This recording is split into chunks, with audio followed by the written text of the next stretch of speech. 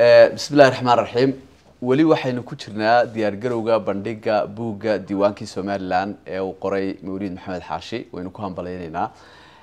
Mawlid baa imika inala jooga waxaanu jecelnahay inaynu weydiino balada dhowr su'aalood oo ku saabsan buuggaasi uu qoray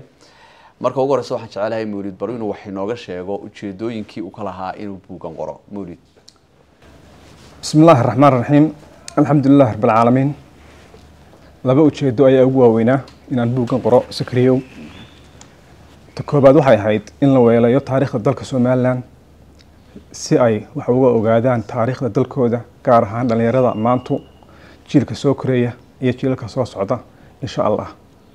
ujeedada labaad hadaan u daadago waxay ahayd in ardayda jaamacadaha iyo qoraaladu ay ka helaan taariikho iyo tixraacyo ka caawin kara qoraaladooda ku saabsan Somaliland way in aad wada maasan tahay taariikhda buugga Mawlid ku qoran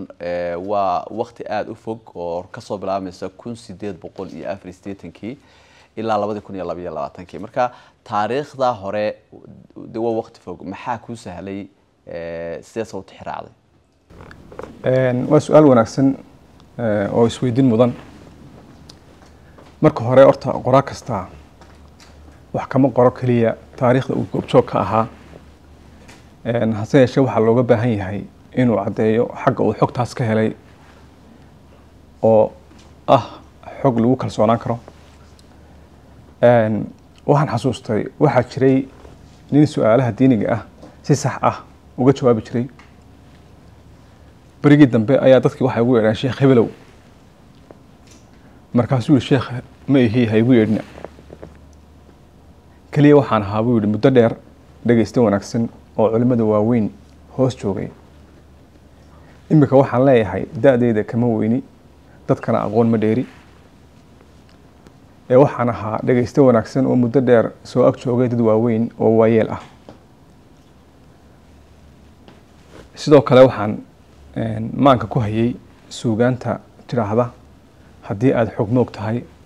xaajada haboobine xoogaalka weydii sidoo kale waxaan raadiyay raacyo sii xoojinaya taariikhda aan ururiyay kuwaas oo aan ka soo helay xarumo caalami ah oo la aqoonsan yahay haddaan mid ka mid ah xusana waxa ka mid ah kaydka taariikhda qadiimiga ah ee dalka Ingiriiska Sakriyow sida aad la socoto waqtigan tiknoolajiyadu waxay inoo sahashay in la soo heli karo taariikh qadiimi ah oo boqolaal sano ka hor la kaydiyay anoo ka faa'iideysanaya kulankeenan maanta waxaan jeclaan lahaa in aan u mahad celiyo intii iga caawisay in buuggani soo baxo way badnaayeen laakiin waxaan ka xusi karaa madaxweynaha xilka talada dalka haya mudane Muuse Biixi Cabdi madaxweyne ku-xigeenka xilka haya mudane Cabdiraxmaan Cabdilaahi Ismaaciil Saylici madaxweynihii hore ee Jamhuuriyadda Soomaaliland mudane Daahir Yaale Kaahin madaxweynihii hore ee kale mudane Axmed Maxamed Silaanyo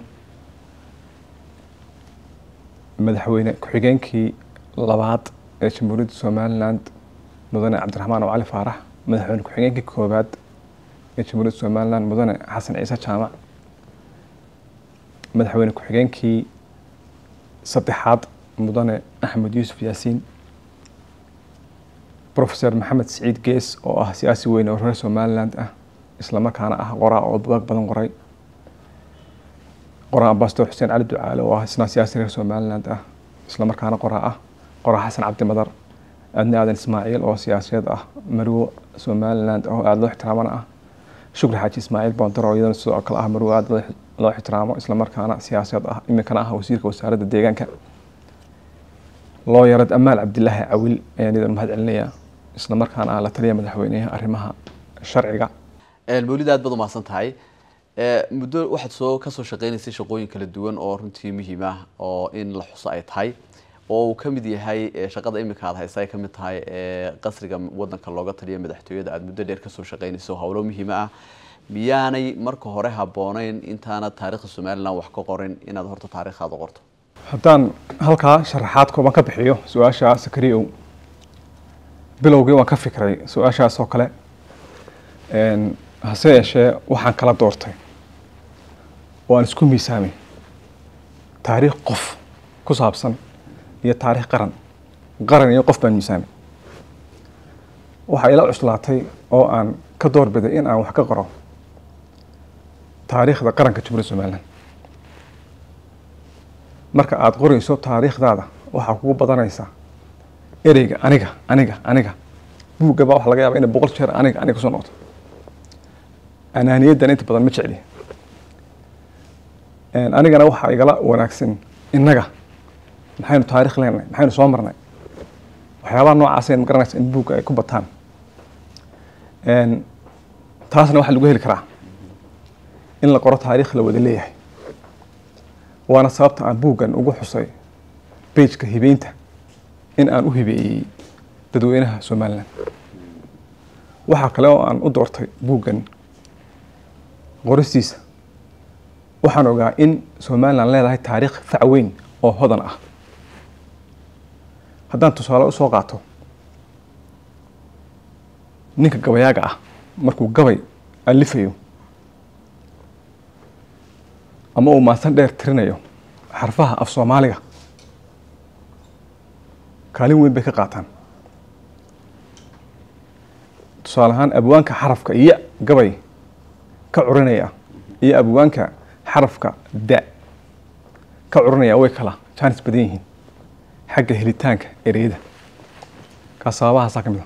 aad iyo aad baad mawlidu maasan tahay wareysigaaga iyo waqtiga qaaligana waanu kaaga mahad celinaynaa waxaan sugaynaa 26 bisha afraad sanadka 2024 iyo bandhiga buugga Hotel Mansour lagu soo bandhigayo oo runtii xog intan ka faahfaahsan inuu isugu iman doono aad baad maasantahay